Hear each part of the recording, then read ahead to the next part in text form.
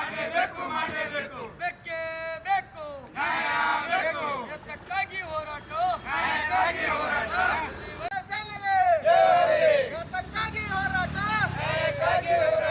ಬೇಕೇ ಬೇಕು ಎತ್ತಕ್ಕಾಗಿ ಹೋರಾಟ ವೀರ ಕನ್ನಡಿಗರ ಸೇನೆ ನೇತೃತ್ವದಲ್ಲಿ ಮಾನ್ಯ ಕಲಬುರಗಿ ಜಿಲ್ಲಾಧಿಕಾರಿಗಳ ಕಚೇರಿ ಎದುರಿಗೆ ಪ್ರತಿಭಟನೆ ಮಾಡುವ ಮುಖಾಂತರ ಹಲವು ಬೇಡಿಕೆಗಳು ಇಟ್ಟುಕೊಂಡು ಪ್ರತಿಭಟನೆ ಮಾಡಿ ಮಾನ್ಯ ಮುಖ್ಯಮಂತ್ರಿಗೆ ನಾವು ಮನವಿ ಸಲ್ಲಿಸ್ತಾ ಇದ್ದೀವಿ. ನಮ್ಮ ಬೇಡಿಕೆಗಳೇನೆಂದರೆ, ಮೊದಲನೇದಾಗಿ ಬಹು ವರ್ಷಗಳ ದಿನಗಳಿಂದ ನೆನೆಗುದಿ ಬಿದ್ದಂಥ ಡಾಕ್ಟರ್ ಸರೋಜಿನಿ ಮಹಿಷಿ ವರದಿ 58 ಪುಟಗಳ ಏನಿವತ್ತು ಸರೋಜಿನಿ ಕನ್ನಡಿಗರ ಉದ್ಯೋಗದ ಅನ್ನದ ಪ್ರಶ್ನೆ ಆಗಿರುವ ಡಾಕ್ಟರ್ ಸರೋಜಿನಿ ಮಹಿಷಿ ವರದಿ ತಕ್ಷಣವೇ ರಾಜ್ಯ ಸರ್ಕಾರ ಜಾರಿ ಮಾಡಬೇಕಂತೇಳಿ ಈ ಸಂದರ್ಭ ಹೇಳಕ್ಕೆ ಬಯಸ್ತಾ ಇದ್ದೀವಿ.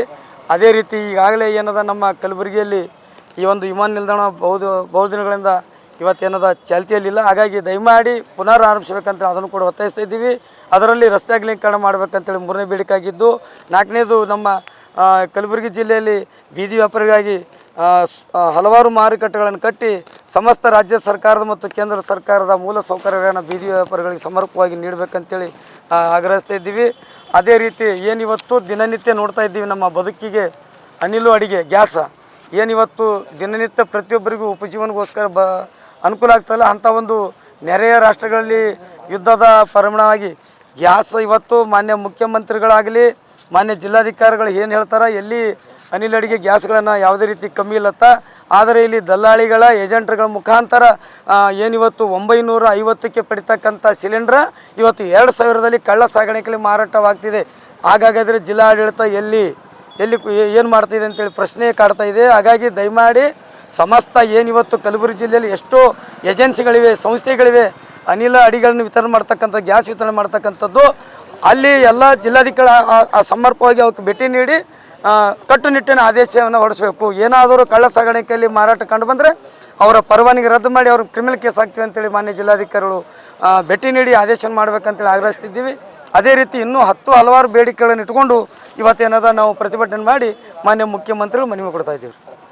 ವೀರ ಕನ್ನಡಿಗರ ಸೇನೆ ವತಿಯಿಂದ ಇಲ್ಲಿನ ಜಿಲ್ಲಾಧಿಕಾರಿಯಾದ ಪೂಜನ್ ತರುಣಮ್ ಅವರು ಮನವಿಯನ್ನು ಸಲ್ಲಿಸಿದ್ದು, ಇವತ್ತು ಏನಿದೆ ನಮ್ಮ ಬೇಡಿಕೆಗಳು ಅನ್ನಂದ್ರೆ ಡಾಕ್ಟರ್ ಸರೋಜಿನಿ ಮಹಿಷಿ ವರದಿ ಕುರಿತು, ಹಾಗೂ ಇಲ್ಲಿ ನಮ್ಮ ಹೈದರಾಬಾದ್ ಕರ್ನಾಟಕ ಕಲಬುರಗಿ ಜಿಲ್ಲೆ ಆದಂಥ ಇಲ್ಲಿ ವಿಮಾನ ನಿಲ್ದಾಣವೊಂದು ಏನದ ಭಾಳ ವರ್ಷ ಆಯಿತು ಕಾಟಾಚಾರಕ್ಕೆ ಮಾಡಿದಂಥ ಆಯಿತು. ಅದು ವಿಮಾನ ನಿಲ್ದಾಣವನ್ನು ಶುರು ಮಾಡಬೇಕು. ಮತ್ತು ಇದು ನಮ್ಮದು ಈ ಸಿಲಿಂಡರ್ಗಳು ಏನದಲ್ಲ ರೀ, ಮೊದಲ 800 ರೂಪಾಯಿ ಕೊಡೋದಕ್ಕೆ 2000 ರೂಪಾಯಿಗೆ ಒಂದು ಸಿಲಿಂಡರ್ಗಳನ್ನು ಮಾರ್ತಾ ಇದ್ದಾರೆ. ಮತ್ತು ಇದು ಜಿಲ್ಲಾ ಆಡಳಿತದ ಗಮನ ಹರಿಸಬೇಕು, ಸಂಬಂಧಪಟ್ಟ ಅಧಿಕಾರಿಗಳು ಗಮನ ಹರಿಸಬೇಕು. ಇವತ್ತು ಕಡು ಜನ ಸಫರ್ ಆಗ್ತಾಯಿದೆ. ಈಗ ಅದಕ್ಕೆ ಯಾವುದೂ ಸಹಕಾರ ಸಿಗ್ತಾಯಿಲ್ಲ. ಇದು ಡಾಕ್ಟರ್ ಸರೋಜಿನಿ ಮಹಿಷಿ ವರದಿ ಕುರಿತು ಭಾಳ ನೂರಾರು ಹೋರಾಟವನ್ನು ನಮ್ಮ ಅಮೃತ್ ಪಾಟೀಲ್ ಅವರು ಮಾಡ್ಕೊತಾ ಬಂದಾರ. ರಾಜ್ಯ ಸರ್ಕಾರ ಕಾಂಗ್ರೆಸ್ ಸರ್ಕಾರ ಏನಿದೆ, ಮಾನ್ಯ ಸಿದ್ದರಾಮಯ್ಯ ಸಾಹೇಬರು ಇದು ಜಾರಿಗೊಳಿಸಬೇಕು, ನ್ಯಾಯ ಕೊಡಬೇಕಿದು ನಮ್ಮ ಕರ್ನಾಟಕ ರಾಜ್ಯಕ್ಕೆ. ಎಷ್ಟೇ ವಿದ್ಯಾರ್ಥಿಗಳದು ಭಾಳಷ್ಟು ವಂಚಿತರಾಗ್ಯಾರ ಡಾಕ್ಟರ್ ಸರೋಜಿನಿ ಮಹಿಷಿ ವರದಿ ಇರ್ಲಾರ ಬಟ್ಟಿಗೆ. ಅದು ನಮ್ಮದು ಅಮೃತ್ ಪಾಟೀಲ್ ಅವರು ನೂರಾರು ಹೋರಾಟ ಕೊಟ್ಟಿರ್ಬೋದು. ಇದು ನಾನು ಎಷ್ಟಂತ ಹೋರಾಟ ಕೊಡಬೇಕು, ಅದಕ್ಕೂ ಕಾಲಮಿತಿ ಇದೆ. ಅದಕ್ಕೆ ಏನದ ದಯವಿಟ್ಟು ಏನದ ರಾಜ್ಯ ಸರ್ಕಾರ ಮಾನ್ಯ ಮುಖ್ಯಮಂತ್ರಿಯವರು ಇದು ಜಾರಿಗೊಳಿಸಬೇಕು ಮತ್ತು ಎಲ್ಲ ವಿದ್ಯಾರ್ಥಿಗಳಿಗೆ ಅನುಕೂಲ ಮಾಡಿಕೊಡ್ಬೇಕು. ಮತ್ತು ಹೈದರಾಬಾದ್ ಕಲ್ಯಾಣ ಕರ್ನಾಟಕ ಆಗಿದಂಥ ನಮ್ಮದು ವಿಭಾಗ ಕಲಬುರಗಿಯಲ್ಲಿ ವಿಮಾನ ನಿಲ್ದಾಣ ಪ್ರಾರಂಭ ಆಗಬೇಕು. ಮತ್ತು ಸಿಲಿಂಡರ್ ಗ್ಯಾಸ್ ಏನಿದೆ 800-2000 ರೂಪಾಯಿಗೆ ಅದ ಬಡ ಜನ ಹೇಗೆ ಬದುಕಬೇಕು, ಅದಕ್ಕೊಂದು ಕಡಿವಾಣ ಹಾಕಿ ಅದಕ್ಕೆ ಆದೇಶ ಮಾಡಿ ಅನುಕೂಲ ಮಾಡಿಕೊಡ್ಬೇಕಂತ ಇವತ್ತು ಎಲ್ಲ ವಿವಿಧ ಬೇಡಿಕೆಗಳು ಇಟ್ಟಿವಿ ಇಲಾಖೆಯಲ್ಲಿ. ಮತ್ತು ನಮ್ಮ ಕರ್ನಾಟಕ ರಾಜ್ಯ ಬೀದಿ ವ್ಯಾಪಾರಿಗಳ ಸಂಘದ ವತಿಯಿಂದನೂ ಭಾಳಷ್ಟು ಮನವಿ ಕೊಟ್ಟಿದ್ದೆವು. ರಸ್ತೆ ಅಗಲೀಕರಣ ಆಗಬೇಕು, ಅವ್ರಿಗೆ ವೆಂಡರ್ ಜೋನ್ ಮಾಡಿಕೊಡ್ಬೇಕು, ಮೂಲಭೂತ ಸೌಕರ್ಯಗಳು, ವಸತಿ ನಿಲಯ ಇದೆ, ಲೋನ್ ಇದೆ.